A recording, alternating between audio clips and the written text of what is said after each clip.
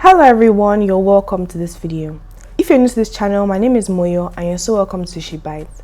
Today I'm going to be showing you how to make this amazing Edikaiikong soup. Edikaiikong soup is popular among the Efik and Ibibio people from Akwa Ibom and Cross River State. We're using fresh vegetables that I got from my garden. We have some ugu and water leaf. And then we have a variety of meats, fish, and vegetables that come together to give this delicious pot of soup. I'm so excited, and I know that you should be too, because this is an amazing flavor bomb that is coming your way if you try out this recipe. So stay tuned to see the full details, and thank you so much for watching.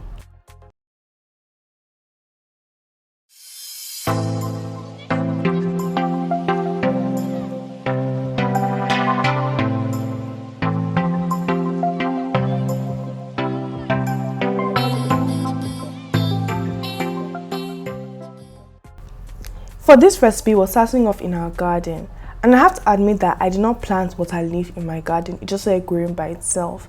It is a plant that is propagated very easily by wind, and so it started sprouting by itself, and to my delight I could make this soup with it. But I actually intentionally planted ugu in my garden. So first we're going to cut the water leaf. I have many young shoots that have grown all over, so I'm just going to find them, cut them, bring them together in a bunch so that we can then use them in our soup. Water leaf is very nutritious. It is, as you can imagine, full of water, and we're going to explain how that works specifically in this Edikaiikong soup.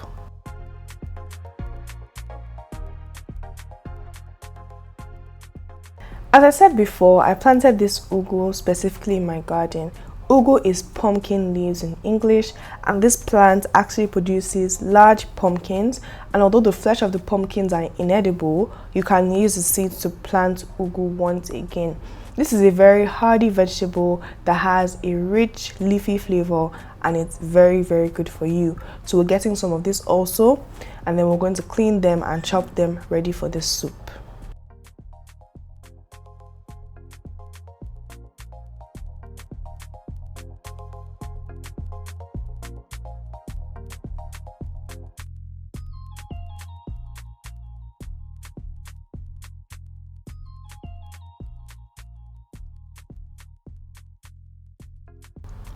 Okay, so now that we have all our leaves, we're going to take them into the kitchen and wash them very well. You want to wash your vegetables in a large amount of water so that you make sure that there's no sand residue on them, so that you don't have any sand in your soup. It's really important. Just take your time. And then from the water leaf, we're going to remove all the flower buds and the seeds that are sprouting. These you can replant if you want to, or you can discard them.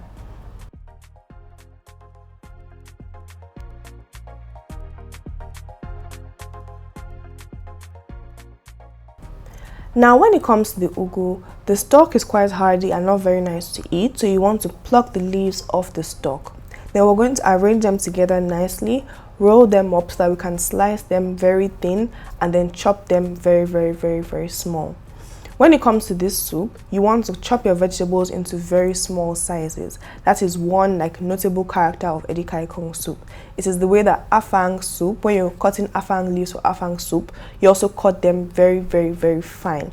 So for both leaves, we're going to be trying to cut them until they are very fine. I'm just going to show you briefly what it takes. You want to arrange the leaves very well, roll them up into like a cigar, slice them, and then go against the grain, chopping to make sure that everything breaks down into nice Brunoise, or nice very small dice, ready for your soup.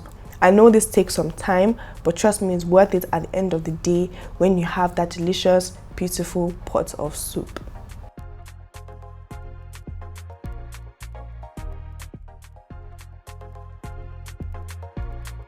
For the water leaf, some people remove the leaves from the stalk before cutting, but I just make sure that I remove all the seeds and flowers, and then I chop finely like the ugu.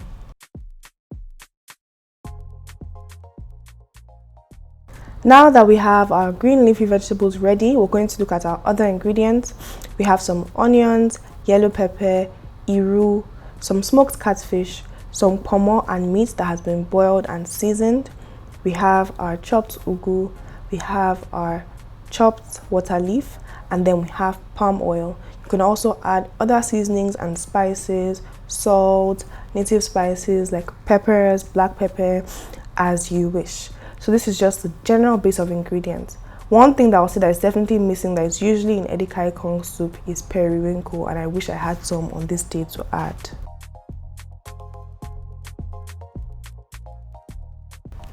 So to start off with, we're going to be putting a pot of water on the fire and boiling the head of our smoked catfish. In this way, we're going to create a broth that is nice, flavorful, smoky, and slightly salty. After about 10 minutes of cooking, we can then remove the fish heads and then start cooking our soup with this flavorful base or broth. So into our smoked fish broth, we're going to be adding our iru. Iru is fermented locust bean that has, in this case, it has been made into a paste. So we want it to dissolve, and then we're going to add our fish, our meat, and our ponmo. So this is a smoked catfish that has been broken into small pieces. You can also use other kinds of smoked or dried fish. Stockfish would be a great one. And then we're adding in our boiled meat, ponmo, and intestines. Then we are adding our blended pepper and onion. I would advise that you add it in stages. And then we're also going to be adding some stock. What I just added now is stock that has been frozen and put in the freezer. So we're going to let that boil, cook, simmer for about 20 minutes until all the meats and the fish are nicely softened. When making EDIKAIIKONG, I've learned that you don't want to have too much water in your base because the water leaf releases a lot of water.